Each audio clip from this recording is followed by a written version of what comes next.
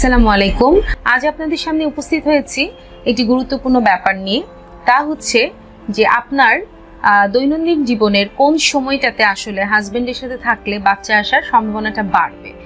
এই ব্যাপারটা নিয়ে আসলে কিন্তু প্রত্যেকের মনে অনেক প্রশ্ন, কারণ এক একজন এক একভাবে কারো কাছ থেকে অ্যাডভাইস দিচ্ছেন। কেউ ডক্টরের শরণাপন্ন হচ্ছেন, কেউ ডক্টরের কাছে জিজ্ঞেস করতে লজ্জা পাচ্ছেন, তাই ঘরে কোনো মুরব্বীর সাথে শেয়ার করছেন। আবার কেউ কেউ এতটাই লজ্জা পান যে আসলে তারা কারোর সাথেই শেয়ার করেন না, কিন্তু তারা বছরের পর বছর চেষ্টা করে যাচ্ছেন কিন্তু কনসিভ হচ্ছে না। তার মানে কি, কনসিভ করার জন্য খুব গুরুত্বপূর্ণ ব্যাপার হচ্ছে যে সঠিক সময়ে আসলে হাজবেন্ড এবং ওয়াইফের সহবাসটা হতে হবে। হাজবেন্ড এবং ওয়াইফ যদি একসাথে সঠিক সময় না থাকে তাহলে কিন্তু আমাদের বাচ্চা হচ্ছে না এই কথাটা বলাটা ঠিক না, কিংবা আমরা ইনফার্টিলিটিতে ভুগছি এই কথাটা বলাটা একদমই উচিত হবে না। তাহলে এখন আসুন আমরা জানার চেষ্টা করি যে মাসিকের কোন সময়টাতে হাজবেন্ডের সাথে থাকলে আপনার গর্ভধারণের সম্ভাবনাটা সর্বোচ্চ থাকবে। সাধারণত একটা মাসিকের সাইকেলটাকে যদি আমরা 28 দিন ধরি তাহলে আমরা একে ভাগ করে ফেলি 14 এবং 14। প্রথম 14 দিন সাধারণত জরায়ুর ভিতরে যে ঝিল্লিটা ম্যাচিউরড হয়, তা যে ঝিল্লিটা বের হয়ে আসে অ্যাকচুয়ালি মাসিকের সময়, এই ঝিল্লিটা ম্যাচিউরড হতে থাকে। এবং 14 দিন মাসিকে প্রথম 14 দিন পরে যখন একটা ডিম্বাণুও ম্যাচিউরড হয় এবং ডিম্বাণুটা যখন বের হয়ে আসে, তার পরবর্তীতে গিয়ে কি হয়, এই মাসিক হওয়ার জন্য জরায়ুটা প্রিপারেশন নিতে থাকে। এখন তাহলে এ কথা থেকে বুঝতে পারছেন যে 14তম দিন, 13-14তম দিন এই সময়টা হচ্ছে খুবই ভাইটাল। তো এখন কথা হচ্ছে সবার মাসিক তো আসলে 28 দিনে হয় না, কারো 21 দিনে হয়, কারো 24 দিনে হয়, কারো 25 দিনে হয়, কারো 30 দিনে হয়, কারো 35 দিনে হয়। তো এখন আপনি কিভাবে বুঝবেন যে আপনার ডিম্বাণুটা কখন বের হচ্ছে?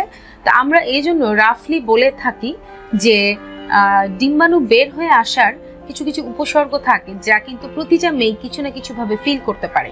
তা বলতে পারেন যে কি, যেমন হালকা জ্বর বোধ হওয়া, যে গাটা গরম গরম লাগছে, গাটা ম্যাজ ম্যাজ করতেছে কোনো কারণ ছাড়াই। দ্বিতীয় হতে পারে যে আপনার তলপেটে আপনি ব্যথা ফিল করতেছেন। এবং তৃতীয় হতে পারে যে আপনার যোনিপথে স্রাবের যে প্যাটার্নটা সেটা চেঞ্জ হয়ে যেতে পারে। তো বিভিন্ন জিনিসগুলো মিলিয়ে আসলে একজন নারী তার যে প্রতি মাসের যে মাসিকের সময়টা নির্ধারণ করার সে একটা ধারণা করতে পারে যে কোন সময়টাতে তার ডিম্বাণুটা ফুটে বের হচ্ছে। আর এই যে ডিম্বাণুটা ফুটে বের হওয়ার সময়, এই সময়টাতেই যদি আপনি হাজবেন্ডের সাথে থাকেন তাহলে কিন্তু আপনার গর্ভধারণের সম্ভাবনাটা অনেকখানি বেড়ে যাবে। কেউ গ্যারান্টি দিতে পারবে না যে এই সময় থাকলেই 12তম দিনে থাকলেই হবে কিংবা 13তম দিনে থাকলেই হবে, এই গ্যারান্টিটা কিন্তু কেউ আপনাকে দিতে পারবে না। এ কারণে আমরা বলে থাকি যে মাসিকের 10ম থেকে 20তম দিন এই সময়টাতে যদি আপনি আপনার হাজবেন্ডের সাথে থাকেন সেক্ষেত্রে আপনার গর্ভধারণের সম্ভাবনা 80 থেকে 90% থাকবে।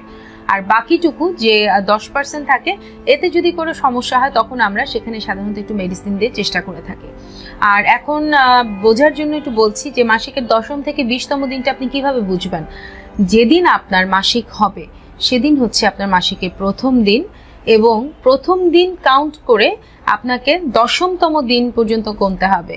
যে যেমন ধরেন যদি আপনার ফেব্রুয়ারি মাসের 1 তারিখে আপনার মাসিক হয় তাহলে মাসিকের 10ম দিন হবে ফেব্রুয়ারি মাসের 10 তারিখ, এবং 10ম থেকে 20তম দিন কথাটার মানে হবে ফেব্রুয়ারির 10 থেকে ফেব্রুয়ারির 20 তারিখ পর্যন্ত।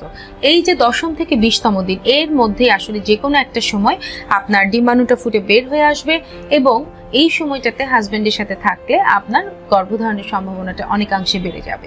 আশা করি আপনারা বুঝতে পেরেছেন, এবং আরও যদি কারো কোনো প্রশ্ন থাকে আপনারা আমার সাথে যোগাযোগ করতে পারেন। আমার একটি পেজ আছে, ডক্টর নাইমা শারমিন হক পেজ, সেখানে যদি আপনারা আমাকে প্রশ্ন করেন সেখানে আমি আপনাদেরকে উত্তর দিতে পারবো। তো যদিও খুব ছোট একটা বিষয় যে হাজবেন্ড ওয়াইফ কখন থাকলে গর্ভধারণের আশঙ্কা বাড়বে, যদিও খুব ছোট কিন্তু এর গুরুত্ব কিন্তু অনেক বেশি। কারণ আমাদের কাছে দৈনন্দিন জীবনে এমন অনেক পেশেন্ট আছেন যে হাজবেন্ড কিংবা ওয়াইফ কারোরই কোনো প্রবলেম নেই, তারপরও তাদের কিন্তু কনসিভ হচ্ছে না। আমরা যখন তাদের সাথে কথা বলি এবং হিস্ট্রি নেই, মোস্ট অফ দ্য পেশেন্টের ক্ষেত্রে আমরা দেখতে পাই কি তারা আসলে জানেই না যে কততম দিন থেকে কততম দিন পর্যন্ত তাদের আসলে থাকতে হবে। আর আরেকটা ইম্পর্টেন্ট কথা হচ্ছে যে আপনি অবশ্যই প্ল্যান্ড প্রেগনেন্সিতে যাবেন, এবং যদি এই মুহূর্তে গর্ভধারণের কোনো ইচ্ছা না থাকে সেক্ষেত্রে গর্ভধারণের পদ্ধতি নেবেন। আদারওয়াইজ যে কোনো বয়সে যে কোনো সময় আপনার অনাকাঙ্ক্ষিত একটা গর্ভধারণ হয়ে যেতে পারে। তো আশা করি বুঝতে পেরেছেন যে কোন সময় থাকলে হাজবেন্ডের সাথে মিটিং হলে আপনার গর্ভধারণের আশঙ্কাটা থাকবে এবং আপনি মা হতে পারবেন। এই ব্যাপারটা নিয়ে আজকের পর থেকে হয়তো আপনাদের আর কোনো ধরনের যে সন্দেহটা ছিল সেটা থাকবে না, এবং পরবর্তীতে আরও এই ধরনের কোনো ইনফরমেশন নিয়ে, যা ছোট হলেও তার গুরুত্ব অনেক বেশি, এরকম কোনো ইনফরমেশন নিয়ে আমি অবশ্যই আপনাদের সামনে হাজির হব। ততদিন পর্যন্ত সুস্থ থাকুন এবং আল্লাহ যেন অবশ্যই আপনাদেরকে সন্তানের বাবা মা হওয়ার তৌফিক দান করেন। আল্লাহ।